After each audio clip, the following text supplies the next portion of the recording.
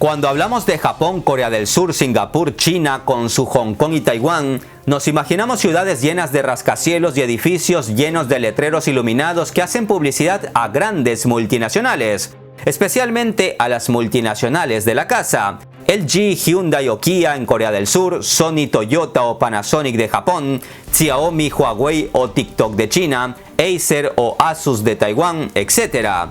A estas alturas cuesta imaginar que hasta hace no mucho, hasta hace tan solo unas pocas décadas, la mayoría de los países de esta región del Pacífico Asiático eran pobres o fueron devastados por la guerra, como el caso de Japón. Y la verdad es que mientras eran pobres, a poco o nadie les importaban.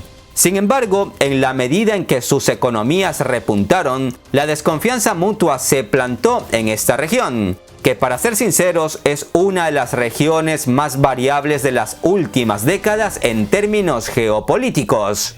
Y así, los que alguna vez fueron colonizadores de repente empezaron a mostrar actitudes paternalistas con algún que otro vecino con el que simpatizan, al tiempo que enseñan sus dientes contra cualquier intento de variación del status quo regional. Muy cercanos geográficamente, las civilizaciones de China y Japón han crecido juntas por más de 2000 años. Esta cercanía y el largo tiempo de convivencia han hecho que se hayan encontrado, separado y luchado. La civilización china más antigua y más grande ha influido y enormemente en la japonesa durante gran parte de su historia.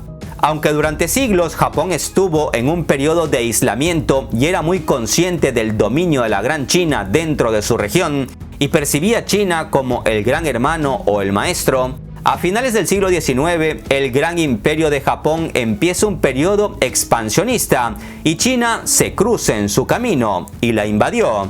4 décadas más tarde, en el marco de la Segunda Guerra Mundial, Japón vuelve a invadir China, la cual se defendió con el apoyo económico de la Unión Soviética y Estados Unidos, mientras el imperio japonés recibía apoyo económico y militar de la Alemania nazi. Luego vino un periodo de relativa paz entre ambas naciones, pero ninguno de los dos olvida la historia, ni tampoco perdona. No en vano, en la actualidad China y Japón se miran con recelo, tanto que han estado fortaleciendo su poderío militar para, entre otras cosas, defenderse algún día del otro. En el 2020, mientras la mayoría de las naciones recortaron el gasto militar debido a la pandemia del COVID-19, el gasto militar de China totalizó 252 mil millones de dólares, después de la de Estados Unidos, que es el campeón en gastos de defensa. Sin embargo, pese a que el gasto militar de Japón fue mucho menor al de China en el 2020, concretamente de 49.100 millones de dólares, lo cierto es que Japón, al igual que China, viene incrementando constantemente su presupuesto militar durante la última década. Y si el río suena, es porque piedras trae. Soy Gabriel Bulgakov y en este video les voy a exponer otro avispero que lentamente se está removiendo, mientras en Europa del Este se lleva una guerra que solo Dios sabe cuándo acabará. Y es que el mundo ha cambiado delante de nuestras narices y muchos ni siquiera se han enterado. La era del pacifismo y la contención de gasto militar se acabó, con decirles que en Europa el único que habla de paz es el Papa Francisco. En cambio, lo que está de moda es aprobar presupuestos multimillonarios en armas, y en Japón esta melodía suena de maravilla, dado que desde la Segunda Guerra Mundial están limitados y tutelados en este tema por parte, como no, de Estados Unidos. Y ahora parece que el presidente Joe Biden ha puesto en marcha la barra libre con tal de que Japón les ayude a distraer a China. Y esto es maná para las empresas armamentísticas japonesas y estadounidenses. A continuación les explicaré en qué consiste todo esto, pero primero veamos un poco de historia para entender mejor las asperezas del presente entre Japón y China. Los acontecimientos más relevantes para nosotros se remontan a cuando las naciones occidentales obligaron a Japón a abrir el comercio a mediados del siglo XIX. Momento en el cual, y aprendiendo de ellos, el emperador japonés Meiji comienza la modernización y occidentalización japonesa, erigiéndola como potencia mundial mediante iniciativas como la construcción de ferrocarriles, puertos, minas, instalaciones para la fabricación de textiles, fábricas de variado tipo y un avance sin precedentes en materia agrícola. Sin embargo, la era del emperador japonés Meiji también estuvo marcada por agresiones a China y a otros países del entorno. Y aunque muchas de estas agresiones fueron breves, por desgracia, también fueron crueles y despiadadas. En 1875, Japón desarrolló una estrategia para invadir Corea, con el fin de apoderarse de ricas tierras agrícolas y otros recursos naturales. Esta agresión duró 19 años, hasta 1894, que incluyó una estrategia para controlar las rutas marítimas de Corea. En 1894, mientras Japón estaba poniendo fin a este conflicto con Corea, da inicio a lo que históricamente se conoce como la Primera Guerra Sino-Japonesa, al invadir territorio chino durante este conflicto coreano. Medio año más tarde, después de una decisiva derrota china, se firmó un vergonzoso tratado de paz en 1895.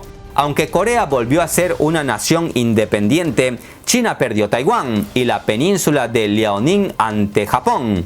Esta política imperialista japonesa no terminó ahí, sino que se extendió durante décadas y estuvo destinada a ampliar su influencia política y militar con el fin de garantizar el acceso a las reservas de materias primas y otros recursos económicos de la zona, en particular garantizarse alimentos y recursos que sus tierras no producían. El desprecio de Japón por la debilidad de China se expresó plenamente en la Primera Guerra Chino-Japonesa de 1894-1895.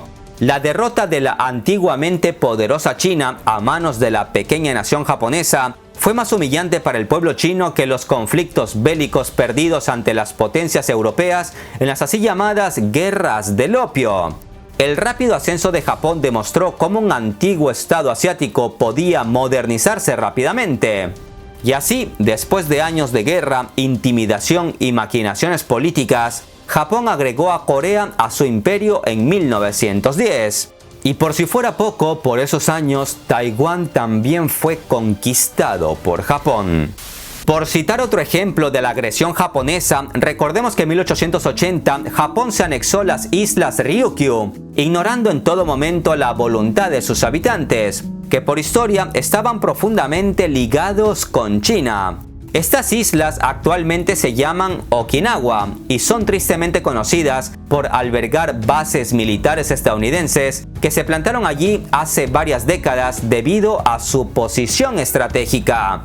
Desde allí se pueden ver muy bien los movimientos marítimos de China y de paso tienen de cerca a Taiwán. No olvidemos tampoco que Japón ganó la guerra territorial ruso-japonesa de 1904-1905 y logró otras concesiones territoriales por parte de los europeos. Estas victorias a inicios del siglo XX establecieron a Japón como la potencia dominante en la región. Como resultado del ascenso del fascismo en Europa en las décadas de 1920-1930, en 1931 Japón se animó a arrebatarle Manchuria al régimen nacionalista de China. Y luego, en 1937, lanzó una guerra para anexar China al imperio de Japón. Una guerra que duró hasta 1945 y que se conoce como la Segunda Guerra Chino-Japonesa.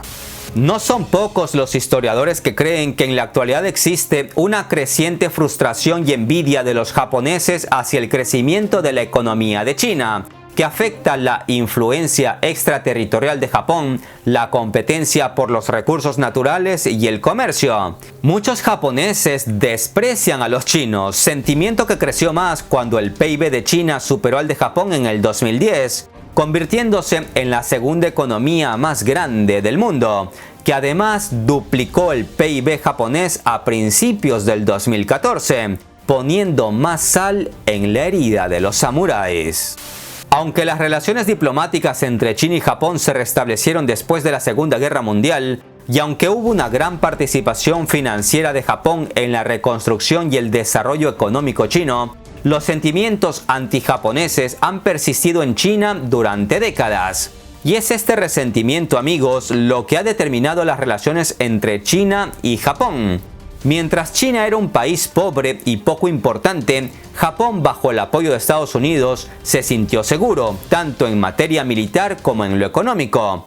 Pero ahora que China avanza a pasos agigantados en el mundo, el gobierno japonés está impulsando cambios en su política para proteger al país de una posible agresión de China.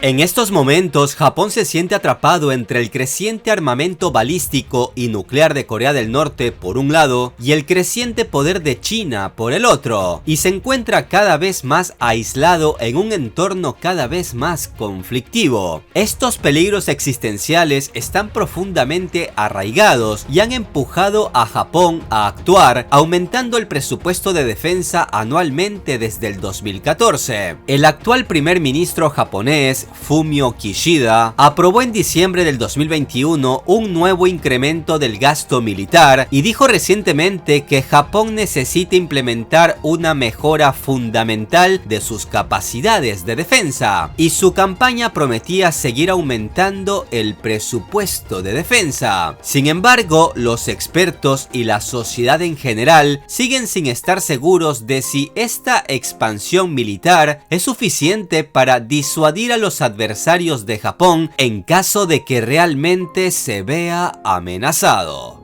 Y es que la rendición incondicional de Japón en 1945 ante Estados Unidos después del bombardeo atómico de Hiroshima y Nagasaki cambió radicalmente la relación de Japón con sus fuerzas armadas.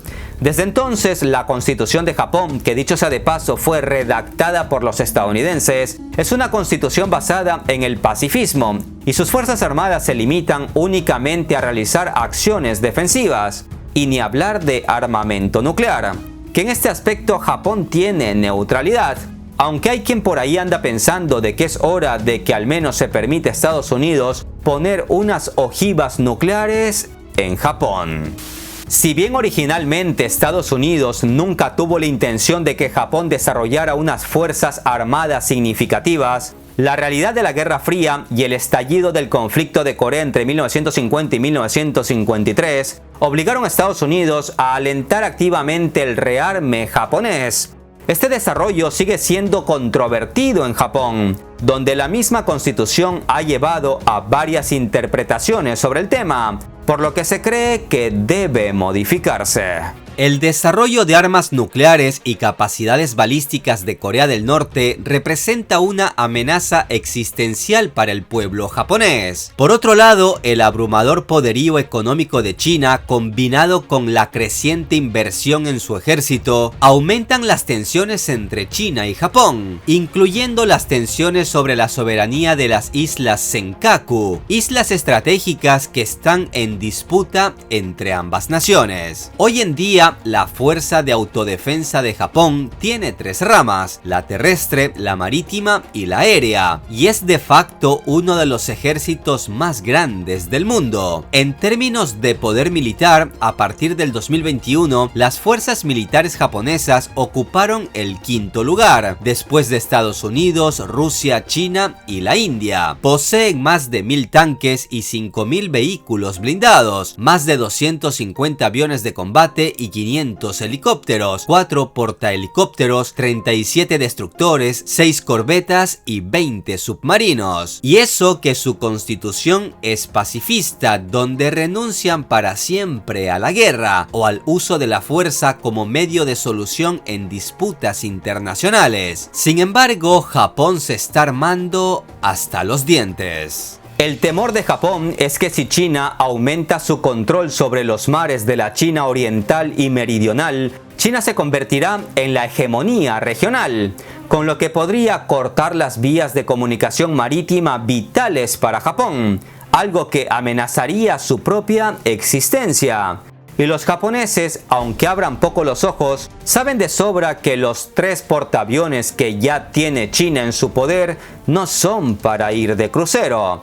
Por eso, desde que Biden asumió la presidencia de Estados Unidos, los japoneses se han visto reforzados en su intención del rearme. En abril de este año, el periódico japonés Sankei Shimbun reportó que informalmente los miembros de la alianza militar AUKUS, compuesta por Australia, Estados Unidos y Reino Unido, invitaron a Japón a unirse, e incluso argumentaron que Japón debería abandonar su política exclusivamente orientada a la defensa para avanzar en su capacidad de ataque en las bases militares enemigas. Queda claro que las potencias occidentales creen que solo ellos tienen el derecho de realizar ataques preventivos, y ahora buscan que Japón cambie de chip y se una al club de agresores occidentales. Aunque la idea de aumentar el gasto militar no es nueva en Japón, los acontecimientos de este año en Europa, concretamente en Ucrania, han hecho que las reticencias de algunos partidos políticos y del pueblo japonés se rompan definitivamente. Cualquier cambio en la Constitución de Japón requiere la aprobación de 2/3 de ambas cámaras, además de un referéndum público. No olvidemos tampoco que la Constitución japonesa es en el fondo un símbolo de la rendición incondicional tras la Segunda Guerra Mundial, lo que en el fondo la hace como una espina en el costado.